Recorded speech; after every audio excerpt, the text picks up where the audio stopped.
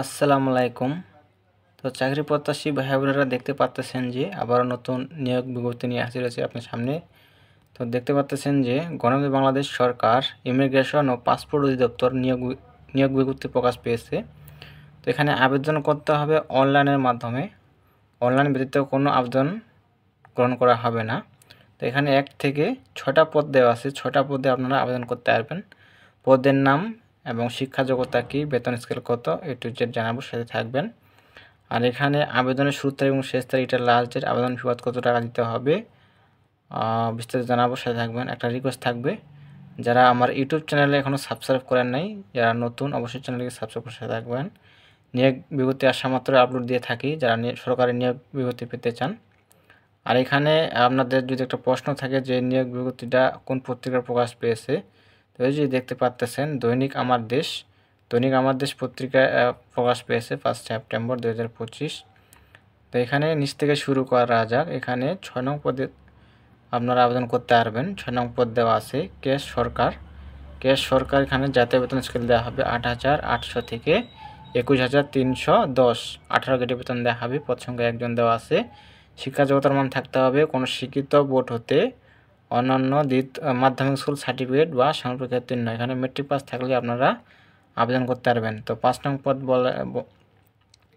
পদে বলা আছে ডাটা এন্ট্রি কন্ট্রোল অপারেটর। এই পদে 4 জন দেওয়া আছে।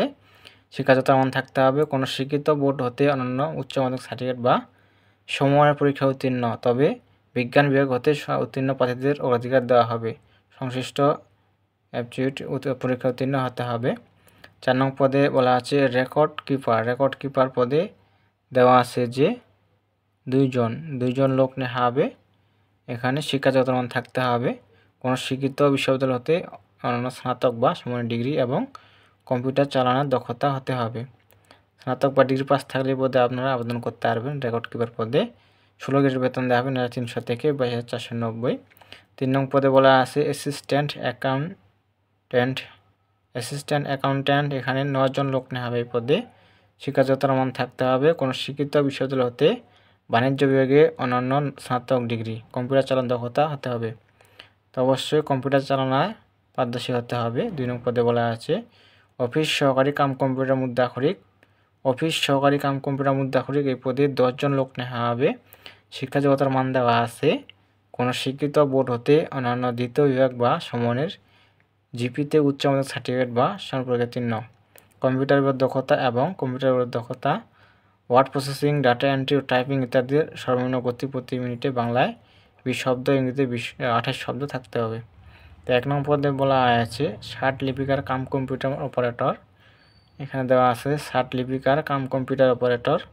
এই পদে 1 জন লোক নেওয়া হবে। বেতন স্কেল দেওয়া হবে 11,000 থেকে 26,590। শিক্ষাগত মান থাকতে হবে কোনো শিক্ষিত বিশ্ববিদ্যালয় হতে অন্যান্য দ্বিতীয় শ্রেণী বা সমানের সিজিপিতে স্নাতক বা সমানের ডিগ্রি।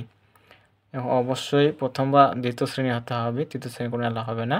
কম্পিউটার ব্যবহার থাকতে হবে এবং সার্টিফিকেটে গতি থাকতে হবে বাংলা ইংরেজি মিলিয়ে 50 ও 80 এবং কম্পিউটার মধ্যে সর্বনিম্ন গতি প্রতি মিনিটে বাংলায় 25 ও ইংরেজিতে 30 শব্দ থাকতে হবে। এখানে যে নিচে দেওয়া আছে দেখতে পাচ্ছেন আবেদনের যে নিয়মাবলী। এখানে দেওয়া আছে যে সরকারের সর্বশেষ জারিকৃত প্রজ্ঞাপন অনুযায়ী 1 সেপ্টেম্বর 2025 তারিখে সাধারণ ও অন্যান্য সকল প্রার্থীর ক্ষেত্রে বয়সসীমা, যাদের বয়স 18 থেকে 32 বছর তারাই আবেদন করতে পারবেন। যাদের 18 থেকে 32 বছর তারা আবেদন করতে পারবেন। তো এই যে দেখতে পাচ্ছেন যে কোন লিঙ্কে গিয়ে আপনারা আবেদন করতে পারবেন, যে দেওয়া আছে পরীক্ষায় অংশগ্রহণের ইচ্ছুক প্রার্থীগণ এই যে ওয়েবসাইট dipteletalk.com ভিডিও ওয়েবসাইটে আবেদনপত্র পূরণ করতে পারবেন, সাবমিট করতে পারবেন। তো এখানে যে দেওয়া আছে অনলাইনে আবেদনপত্র পূরণ ও পরীক্ষার ফি জমাদান শুরু তারিখ ও সময়। তো আবেদন শুরু হবে 14/9/2025 খ্রিস্টাব্দ সকাল 10টা হতে। অনলাইনে আবেদনের শেষ তারিখ ও সময় দেওয়া আছে 5/10/2025 খ্রিস্টাব্দ বিকাল 5টা পর্যন্ত। অনলাইনে আবেদনপত্র ও পরীক্ষার ফি জমাদান শেষ তারিখ অর্থাৎ লাস্ট ডেট 5/10/2025 খ্রিস্টাব্দ বিকাল 5 ঘটিকা পর্যন্ত। তো অক্টোবরের 5 তারিখ লাস্ট ডেট 72 ঘন্টা পর্যন্ত জমা দিতে হবে। তো এখানে আবেদন ফি কত টাকা দিতে হবে, তো এখানে দেওয়া আছে যে আপনাদের 1 হতে 5 নং ক্রমিকের পদের জন্য পরীক্ষার ফি দিতে হবে 100 টাকা টেলিটক সার্ভিস চার্জ দিতে হবে, 12 টাকা, মোট 112 টাকা। এবং সর্বশেষ যে 6 নং পদটা দেওয়া আছে এখানে 50 টাকা টেলিটকের সার্ভিস চার্জ বাবদ দিতে হবে, 6 টাকা, মোট 56 টাকা পেমেন্ট করতে হবে। তো এইটা কীভাবে পেমেন্ট করবেন এটি দেওয়া আছে এক্সাম্পল, এখানে এভাবে পেমেন্ট করতে হবে। তো এখানে বিস্তারিত দেখে আপনারা আবেদন করবেন বা টাকাটা টেলিটকের মাধ্যমে জমা দিবেন। কম্পিউটার দোকানে গেলে খুব সহজে তারা আবেদন করে দেবে এবং পেমেন্ট করে দেবে। তো এই ছিল বিষয়ে, কারো কিছু জানার থাকলে, প্রশ্ন থাকলে অবশ্যই কমেন্টে জানাবেন, রিপ্লাই দেওয়ার চেষ্টা করব। আর যারা সরকারি নিয়োগ ভর্তি পেতে চান অবশ্যই চ্যানেলটিকে সাবস্ক্রাইব করে সাথে থাকবেন, নিয়োগ ভর্তি আসার মতো আপলোড দিয়ে থাকি। তো সবাই ভালো থাকবেন, সুস্থ থাকবেন, ধন্যবাদ সকলকে।